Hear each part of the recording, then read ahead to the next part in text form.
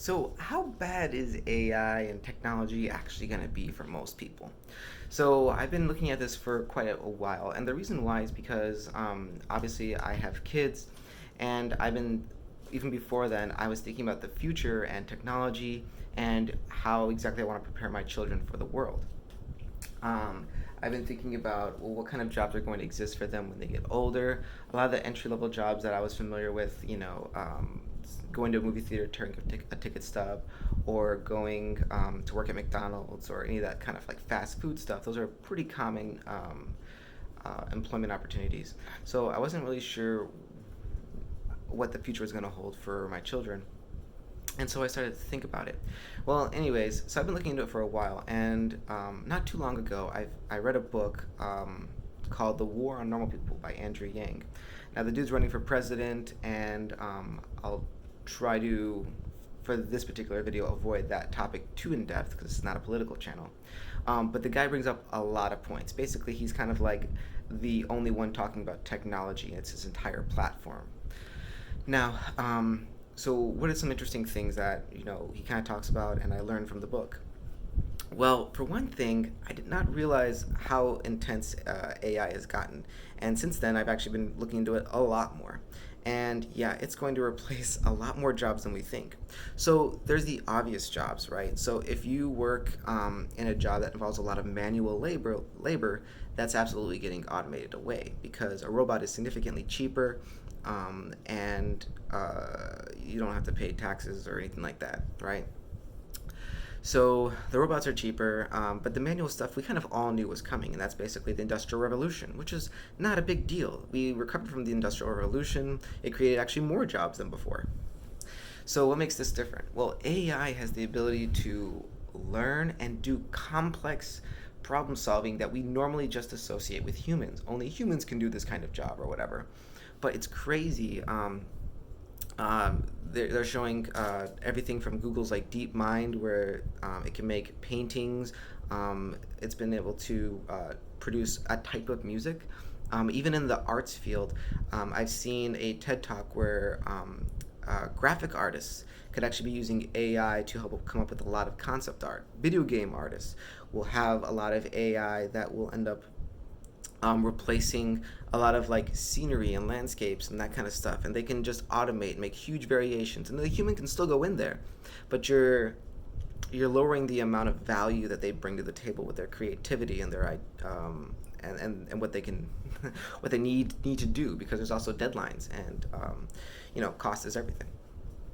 So once you consider on top of that, that was surprising to me that the creative field would be affected by automation, or sorry, AI. But what was even more crazy to me was things like lawyers, paralegals, even some roles that doctors play, radiology. These are what's the word? Is it blue? These are white collar jobs, right? Um, these are jobs that people go to college for. People who are we consider very difficult tasks or professions, and well paid, by the way. And a lot of those jobs will be semi-automated away. So, for example, a lot of the work that interns would typically do for a legal house, would be actually a lot of documentation, copying, pasting, some word changes, a lot of form modifications, customization. Well, that's going to be automated away, right? And that's sort of like what's really fascinating is that you would only kind of usually assign that idea with a robot, or sorry, with a person, and not with a robot. But here you have a situation where robots can do that. Radiology is an example where in the medical field, a lot of people going to school right now are actually avoiding the radiology department because right now radiologists make great money. But that's not really going to be the case so much in the future. And the reason why is that they basically have found that these robots can do the job of the radiologist, which is to like look at all these different scans and look for anomalies and look for different shades of gray and whatever. And it's a very trained eye. And they compare it to like hundreds of other ones to look for things like tumors or whatever. And here you have a situation where actually robots can scan its database of thousands in seconds, and it can see shades of gray that are not even visible by the human eye. So it can do a faster job than a human, a better job than the human. Maybe you just have the human sign off and you're good to go, right? And even if you don't unemploy all the radiologists, you do reduce their value to simply just that of verification as opposed to the actual skill set currently involved.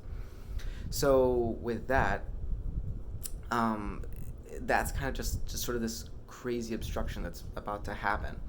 And what's crazy about a lot of this automation and AI is that all those jobs you used to have as a kid, working at McDonald's, working at sort of any fast food, or doing working at a movie theater, tearing ticket stubs, or just a lot of really simple entry level tasks.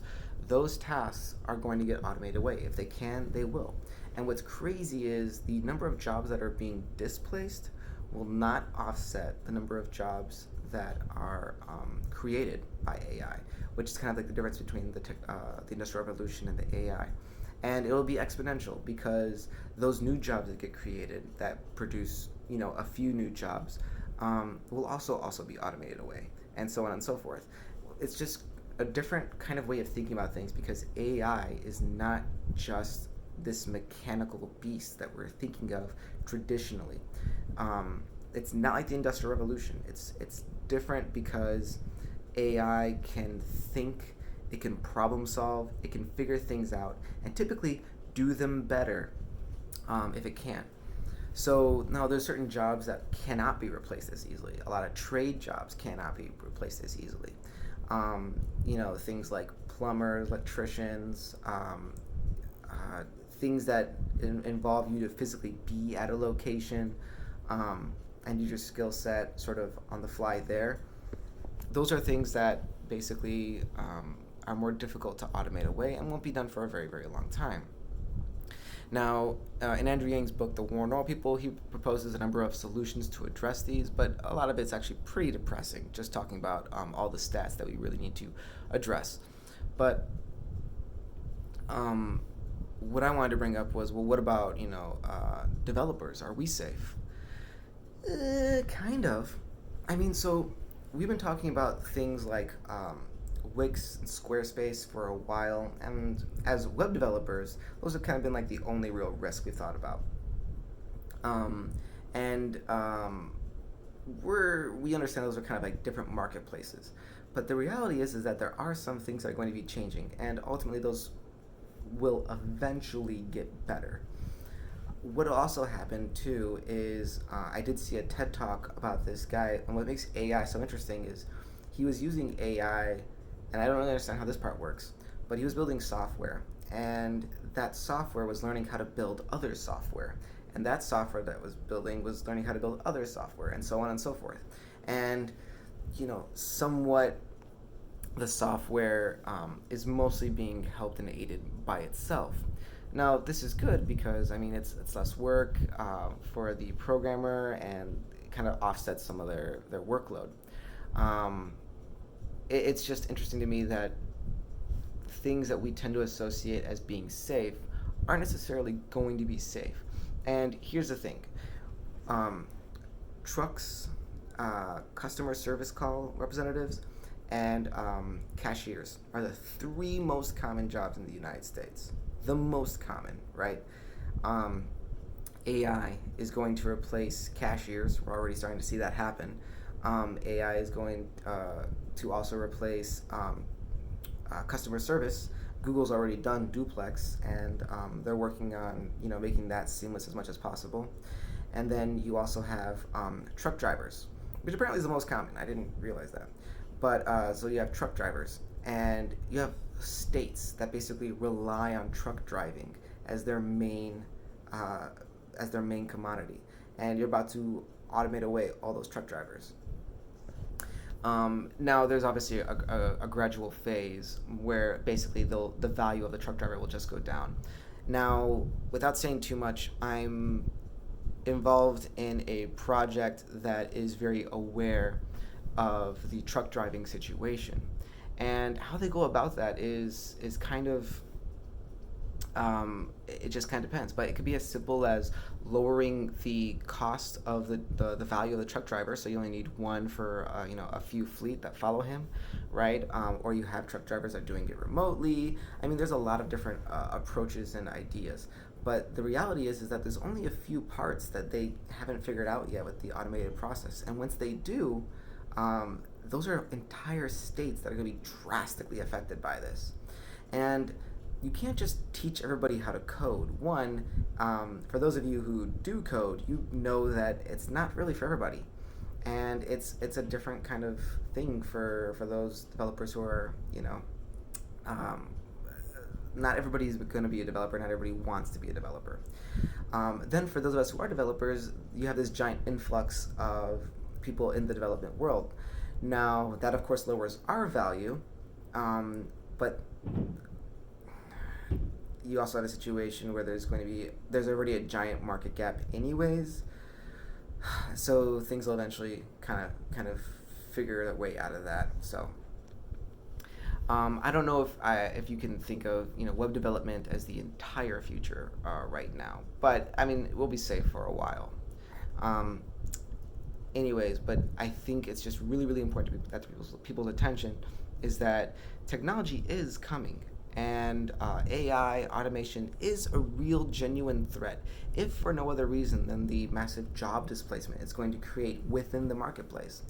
And now, traditional means usually say that, oh, we'll just learn a new skill set, people will just whatever, but it'll be very, very quick, it'll be very, very fast and exponential. And like I said, the opportunities for new job replacement won't necessarily be there unless certain things are set up. I mean, unless people are creating their new businesses, that really won't be the case.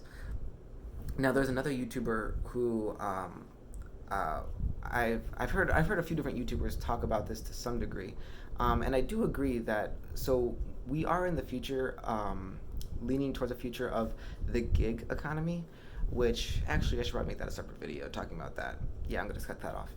All right, guys, thank you for watching. Please like, comment, and subscribe. If you're new here, press the subscribe button. Okay, that's it. Bye.